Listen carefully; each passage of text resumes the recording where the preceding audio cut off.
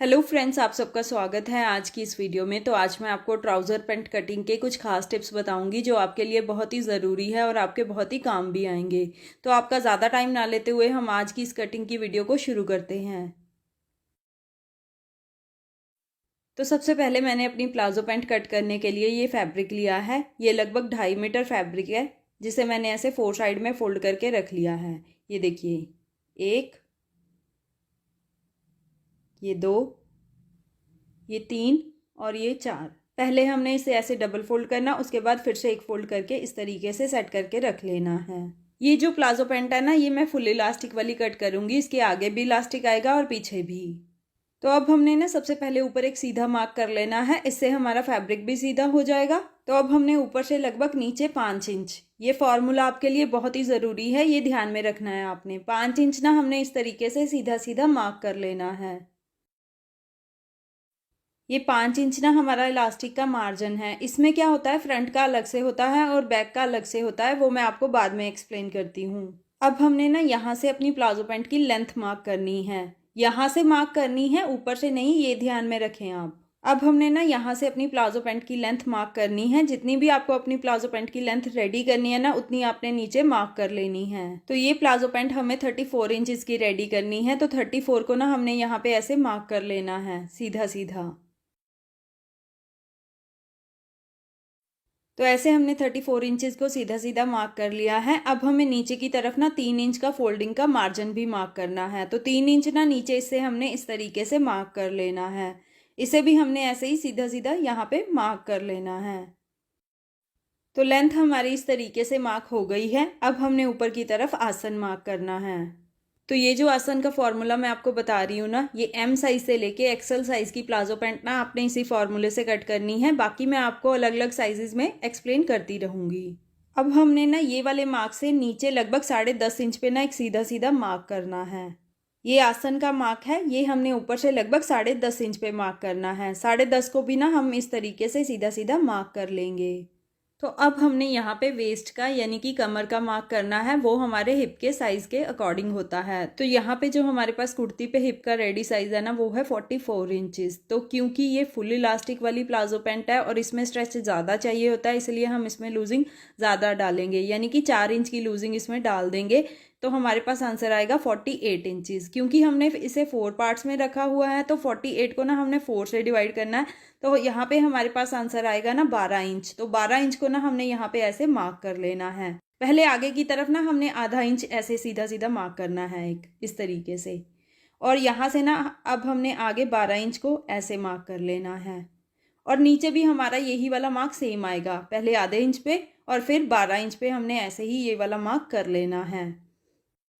अब हम ये वाले दो मार्क को ना इस तरीके से मिला देंगे और ये वाली मार्किंग ना ऊपर तक ले जाएंगे। तो अब हमने थाई का कैसे मार्क करना है वो मैं आपको बताती हूँ। यहाँ से ना हमने 2 इंच ज़्यादा लेना होता है थाई के लिए। ये वाले मार्क से 2 इंच ज़्यादा ना हमने इस तरीके से मार्क कर लेना है।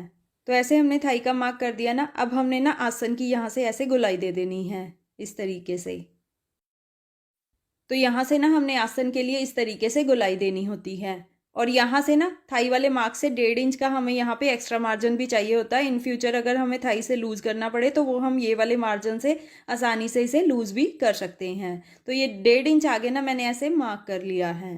तो ये हमारे पास 1.5 इंच का एक्स्ट्रा मार्जिन भी हो गया और ये हमारा थाई का मार्क भी हो गया है। अब हमने नीचे की तरफ ना मोरी का मार्क करना है। तो अब हमें यहाँ पे ना मोहरी का मार्क करना है। तो उसके लिए ना हम यहाँ से ना लगभग 1 इंच पे पहले मार्क कर लेंगे। ऊपर की तरफ हमने आधे इंच पे किया था ना, यहाँ हमने नीचे 1 इंच पे करना है। तो अब हमें अपनी प्लाजो पैंट की मोहरी का मार्क करना है। जितनी भी आपको अपनी प्लाजो पैंट की मोहरी रेडी करनी है ना, उससे आपने 1 इंच ज़्यादा लेना है यहाँ पे, क्योंकि आधा इंच इधर दबेगा और आधा इंच इस तरफ दबेगा। तो मैंने यहाँ पे अपने प्लाजो पैंट की जो मोहरी है ना, वो 8.5 इंच रेडी करनी है। तो हम यहाँ पे ना 9.5 इंच इस तरीके से मार्क करेंगे। ये वाले मार्क से ना आगे 9.5 इंच पे हमने ऐसे मार्क कर लेना है। बाकी आप अपनी प्लाजो पैंट की जो मोहरी है ना, वो आप अपने अकॉर्डिंग रख सकते हो। अब हमने नीचे मोहरी वाले मार्क को ना ऊपर थाई वाले मार्क से मिलाना है। उसके लिए हमें ये वाला स्केल चाहिए होगा और उसे ना इस तरीके से हमने रखना है, ऐसे। ये वाले मार्क को ना हमने ऐसे थाई वाले मार्क से मिला लेना है, इस तरीके से। अब हमने ये वाले एक्स्ट्रा मार्जिन को ना यहाँ पे ऐसे रखना है स्केल, और यहाँ से ना ऐसे एक्स्ट्रा मार्जिन को भी मार्क कर लेना है। तो अब हम नीचे की तरफ भी ऐसे ही मार्क कर लेंगे।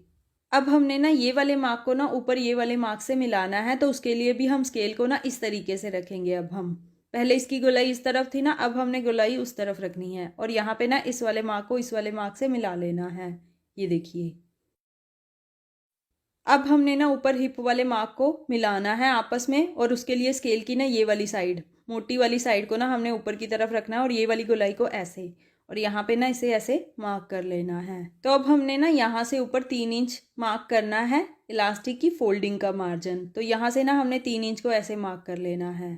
तो अब आप सोच रहे होंगे कि यहाँ पे हमने 5 इंच मार्क किया और यहाँ पे 3 इंच मार्क किया, तो अब हमने 3 इंच वाले मार्क को ऊपर 5 इंच वाले मार्क से ऐसे मिला लेना है।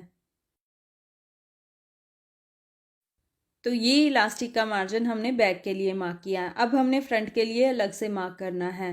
फ्रंट थोड़ी डाउन होती है और बैक थोड़ी ऊपर होती है। तो फ्रंट साइड के लिए ना अब हमने यहाँ से लगभग 2 इंच ऊपर की तरफ ऐसे मार्क कर लेना है, सिर्फ 2 इंच। अब हमने 2 इंच वाले मार्क को ना ये वाले मार्क से, साइड वाले मार्क से ऐसे मिला लेना है। क्लियर? तो यहाँ से ना अब हमने इसे इस तरीके से मिला लेना है। तो यहाँ मैं आपको बता दूँ, ये फ्रंट का इलास्टिक का मार्जिन है और ये बैक का। तो बैक का इलास्टिक का मार्जिन हमारे पास 5 इंच का है और फ्रंट का 2 इंच का, क्योंकि कई बार जब हम बैठते हैं ना प्लाजो पैंट, तो पीछे से ना नीचे की तरफ होने लगती है। अगर हम ऐसे एक्स्ट्रा मार्जिन लेते हैं तो उससे ये वाली दिक्कत नहीं होती है। तो ये मैंने आपको सबसे आसान तरीका बताया है फुल इलास्टिक वाली प्लाजो पैंट कट करने का।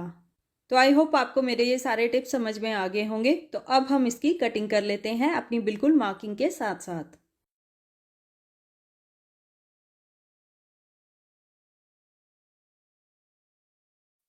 तो अगर आप इस फॉर्मूले से अपनी फुल इलास्टिक वाली प्लाजो पैंट कट करोगे ना, तो आई एम श्योर आपको कोई भी प्रॉब्लम नहीं आएगी उसमें। तो ऐसे हमने अपनी प्लाजो पैंट की कटिंग कर ली है अपनी मार्किंग के साथ साथ। अब हमने यहाँ से ना इलास्टिक के मार्जिन की भी कटिंग कर लेनी है अलग से। तो उसके लिए ना हम फ्रंट के 2 पार्ट्स उठाएंगे इस तरीके से, और यहाँ से ना इसकी कटिंग कर लेंगे अपनी बिल्कुल मार्किंग के साथ साथ। तो ये हमारी प्लाजो पैंट का फ्रंट पार्ट हो गया और ये बैक पार्ट। तो ऐसे हमारी ये फुल इलास्टिक वाली ट्राउज़र पैंट की कटिंग हो गई है। अगर आप इसकी स्टिचिंग देखना चाहते हैं तो मुझे जल्दी से नीचे कमेंट बॉक्स में कमेंट करें। जितने ज़्यादा कमेंट्स आएंगे उतनी ही मैं आपको जल्दी इसकी वीडियो दिखाऊंगी स्टिचिंग की। पूरी डिटेल में स्टेप बाय स्टेप हम इस ट्राउज़र पैंट की स्टिचिंग करेंगे। तो आई होप आपको मेरे ये ट्राउज़र पैंट कटिंग के टिप्स समझ में आ गए होंगे और ये टिप्स आपके बहुत ही काम भी आएंगे। तो मेरी ऐसी ही यूज़फुल वीडियोस देखने के लिए मेरे फेसबुक पेज को फॉलो ज़रूर करें। तो चलिए नेक्स्ट किसी और वीडियो के साथ मिलते हैं। Till then bye bye.